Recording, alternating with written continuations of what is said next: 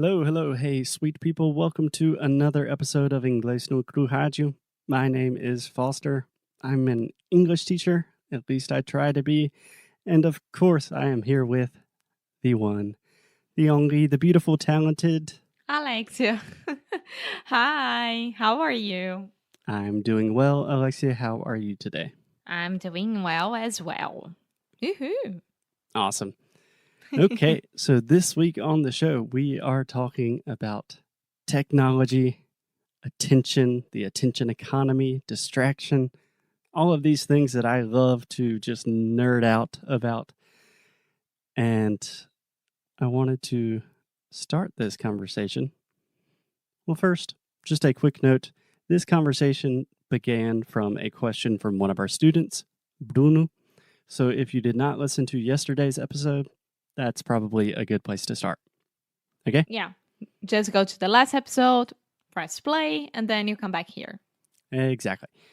Okay, so just to give a little bit of background, a little bit of context, I have been thinking about and talking about this stuff with Alexia and other people for, I don't know, what would you say, 3 or 4 5 years? years? Yeah, I would say 4. Okay, so sometime in the past 4 years ago-ish, I started to recognize, okay, I think I have a problem with my phone. Like, I think I'm spending way too much time on my phone. I was starting to recognize, like, my attention span was not very good. Like, it was much more difficult for me to read for long periods of time, to retain information. So I got really interested in this idea of kind of technological addiction and distraction and these kinds of things. Yeah. Right? Yeah. So I was always talking about it. It had to be very annoying for Alexia. Yes. Because I was just like, hey, Alexia, I just read this book, like 10 reasons to delete all of your social media. Yes. While Alexia's like working on social media to grow our business. Yes. So I really apologize for being annoying and thank you for your patience. You're welcome. Yeah, that's true. And then this week, I think Netflix just released a new documentary film. I don't know. Called The Social Dilemma. Yes. So Netflix, The Social Dilemma. A It's dilemma. a documentary. It's not dilemma, dilemma. Dilemma, yes.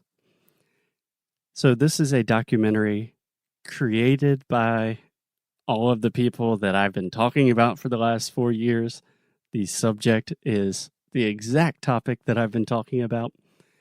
And I was very surprised, a little bit confused, when Alexia said, hey, Foster, there's this awesome new documentary on Netflix called The Social Dilemma. You're really going to like it. And I watched it. I did like it, but I was thinking, this is what I've been talking about for 4 years.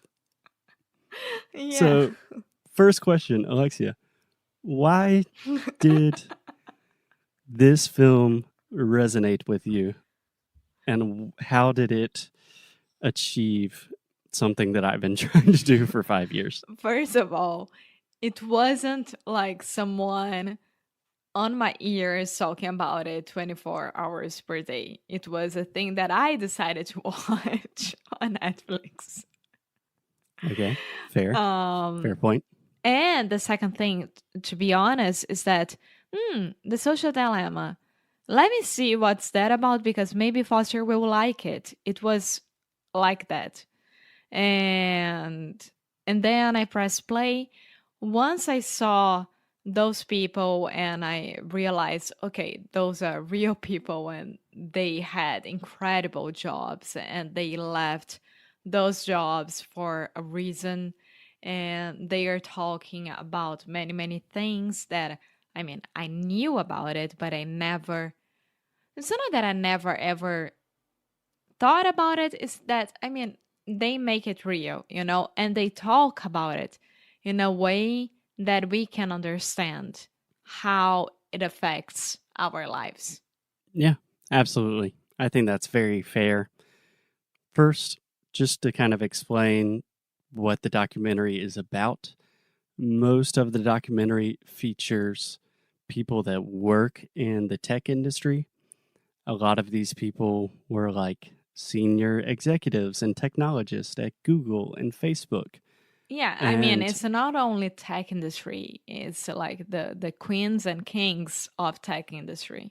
exactly, it's the big boys Yeah. and girls, mostly boys in the tech industry. That's for a different conversation. Mm-hmm. But all of these people, the main argument is, hey, we created these technologies and they are bad for you. They are out of control and they are changing society, they're changing individuals, and we need to do something about it. And they do a really good job of explaining what the different problems are, what potential solutions are, and just kind of giving the big picture. So I think it makes a lot more sense than me just telling Alexia, like, hey, stop looking at your phone.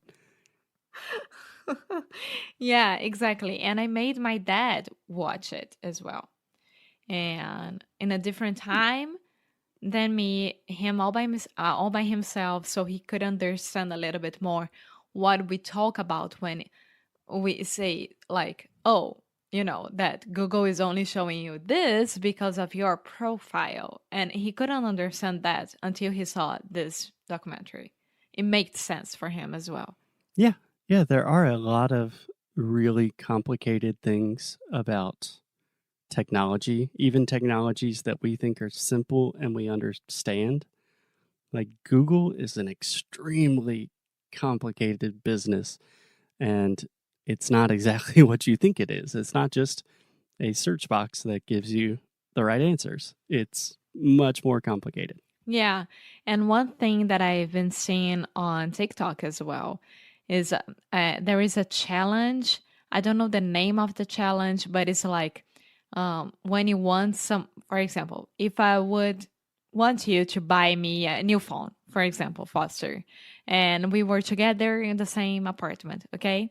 And then you went to take a shower and you left your phone in the living room with me.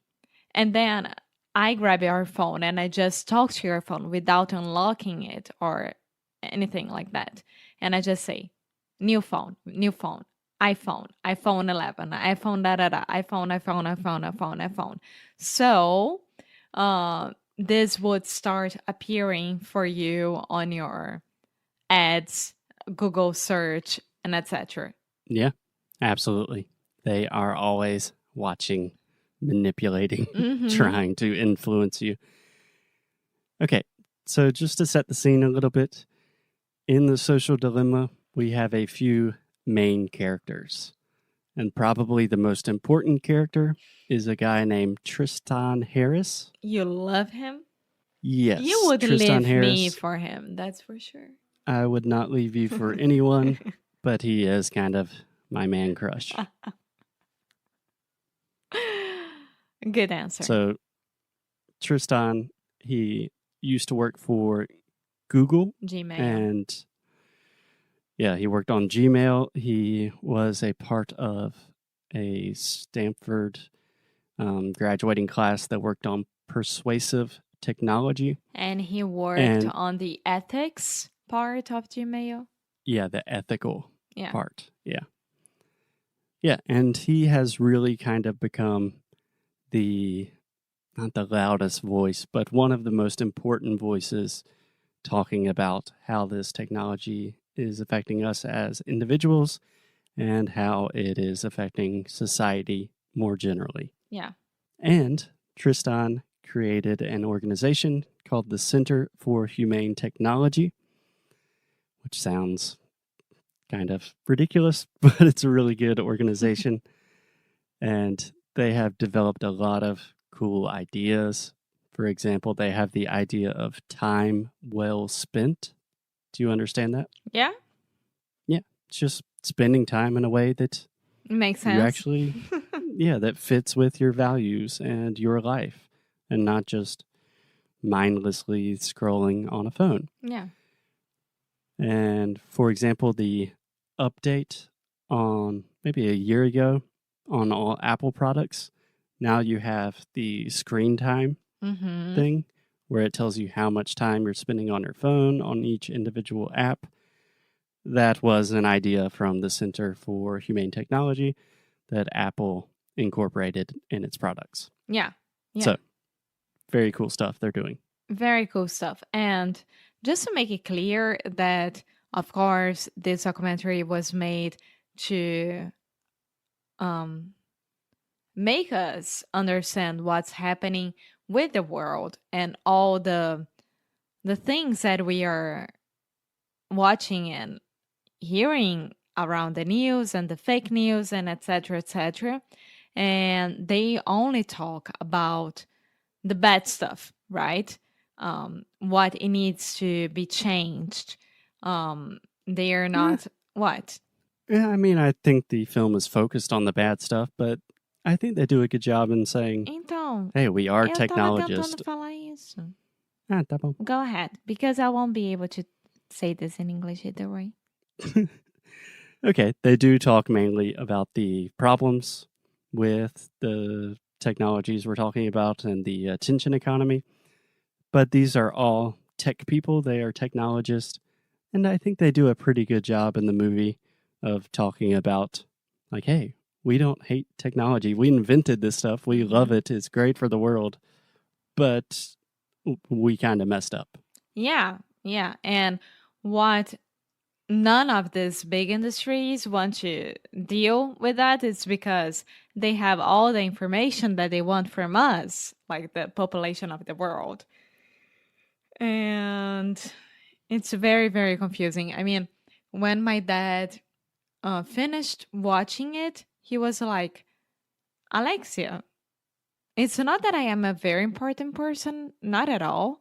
But I mean, that's why Google only shows me what I am used to read and not what you are used to read. And I am, that now you get it. Now you understand what Foster and we've been talking about it.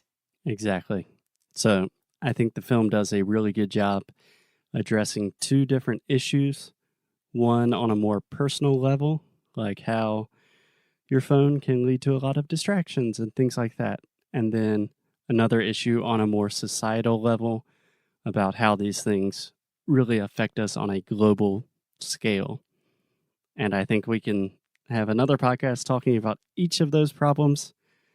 But I hope today at least convinces you to maybe consider watching The Social Dilemma, because I think it's really important. Yeah, it's very good. It's very easy to watch. It's not a no documentary that you're gonna have to rewatch it to understand what they are talking about. It's the opposite. It's amazing.